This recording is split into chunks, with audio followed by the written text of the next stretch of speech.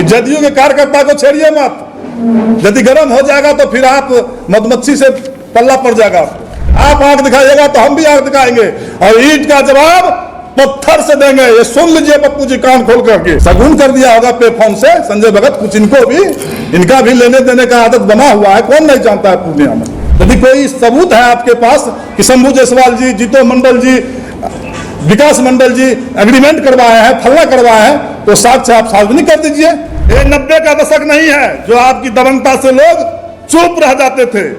ये मुख्यमंत्री नीतीश कुमार जी का सुशासन है। विगत दिनों गोपाल यादव का हत्याकांड में पुलिस द्वारा गंभीरतापूर्वक जांच कर कुछ आरोपियों की गिरफ्तारी की गई और शेष पुलिस अपने तरीके से अनुसंधान कर रही है। इसी बीच पूर्णिया सांसद पप्पू यादव द्वारा इस हत्याकांड के कई तरह से बयानबाजी की जा रही है, जो जांच को गलत दिशा में भटकाने का प्रयास है और प्रभावित करने की कोशिश है। उनका मुख्य उद्देश्य दोषियों को लाभ पहुंचाना है ताकि उन्हें लाभ मिल जाए।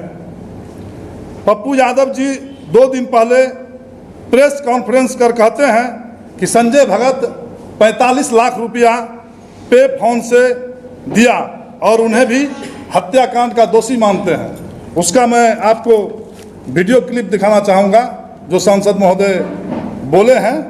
वो वीडियो क्लिप थोड़ा सा मैं आपको दिखा देता हूँ ताकि आप लोग को विश्वास हो कि कैसे कैसे उनका बयान आता है जब मन जो होता है बोलने का शुरू करता है। देखिए, संजय भगत के द्वारा 45 लाख रुपया पे फोन चेंज गया है। तो जब बात पे फोन गया तो उसमें क्या, थोड़ा सा आगे बढ़ा दीजिए, इसमें क्या पूछना?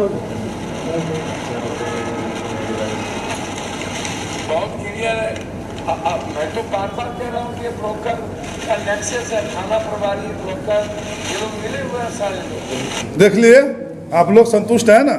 उनका बयान देख लिए। अब फिर बोल रहे हैं कि संजय भगत निर्दोष हैं। इसका मतलब यह हुआ कि पप्पू यादव ही इस मामले के अनुसंधानकर्ता पुलिस पदाधिकारी हैं और जो सभी बात को जानते हैं और उसके मन हो तो क्लीन चिट देते हैं और जिसका मन हो फंसाते हैं। पप्पू जी कहीं वो 45 लाख पे फोन से संजय भगत देने की बात इसलिए तो नहीं बदल लिए आप लोग कि संजय भगत कहीं आपको पे फोन में शगुन तो नहीं कर दिया? शगुन कर दिया होगा पे फोन से संजय भगत, कुछ इनको भी, इनका भी लेने देने का आदत बना हुआ है, कौन नहीं जानता है पूर्णिया में। इस घटना में हम लोग का नाम इसीलिए घसीटा जा रहा है। हम लोग 3 आदमी हैं, इसीलिए घसीटा जा रहा है। उनके द्वारा लाख प्रयास के बावजूद धमधा विधानसभा तथा रुपौली विधानसभा में हम सभी जदयू कार्यकर्ता एकजुट होकर उन्हें जीतने नहीं दिया। इस दोनों विधानसभा में हम लोग एकजुट थे, वहां दोनों से हम लोग लीड दिए जदयू को, इसीलिए वो लगे हुए हम लोग पर। पप्पू जी, आपकी यह जीत एक्सीडेंटल जीत है, इसीलिए जिस काम के लिए आपको जनता जिताई है, जनता के वादे को पूरा करने में सकारात्मक राजनीति करें तो अच्छा होगा। हम नीतीश कुमार के जदयू कार्यकर्ता मधुमक्खी की छत्ते की तरह एकजुट हैं, जो गरीब को शहद और मिठास पहुंचाते हैं, बांटते हैं।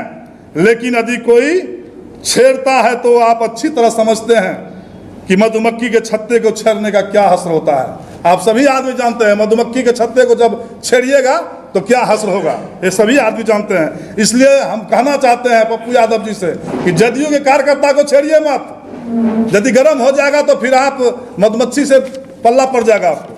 हम यही कहना चाहते हैं। अगर आपके पास कोई फर्जी एग्रीमेंट की कॉपी है तो इस हत्याकांड के साथ सबूत को सार्वजनिक करें या पुलिस को दें। यदि कोई सबूत है आपके पास कि शंभू जायसवाल जी, जीतो मंडल जी, विकास मंडल जी एग्रीमेंट करवाए हैं, फलना करवाए हैं, तो साक्ष्य आप सार्वजनिक कर दीजिए या तो पुलिस को दे दीजिए। पप्पू जी, आप ब्रोकर की बात करते हैं, आप खुद ब्रोकर से घिरे रहने वाले नेता हैं, आपके पीछे खड़ा रहने वाला पप्पू जी बताइए, ये राजेश यादव कौन है, मंटू यादव कौन है, ये सब जमीन ब्रोकरी करते हैं। क्या आप इसे नहीं जानते हैं? इसलिए 80 चूहा खाकर बिल्ली चली हज करने वाली बात बोल रहे हैं आप। कौन नहीं जानता पूर्णिया में कितना चूहा खा के आप हज की बात कर रहे हैं? ऐसा प्रवचन मत दीजिए। पूर्णिया की जनता आपकी हर असलियत को जानता है। और इस एक्सीडेंटल जीत पर इतना मत इतराइए। एक्सीडेंटल जीत है, तुरंत हुआ है, आपका एक्सीडेंट के तरह जीत हुआ, कुछ आया और जीत गए। इस पर इतना मत घबराइए, आप इतराइए। जनता का काम कीजिए और पुलिस को अपना काम करने दीजिए।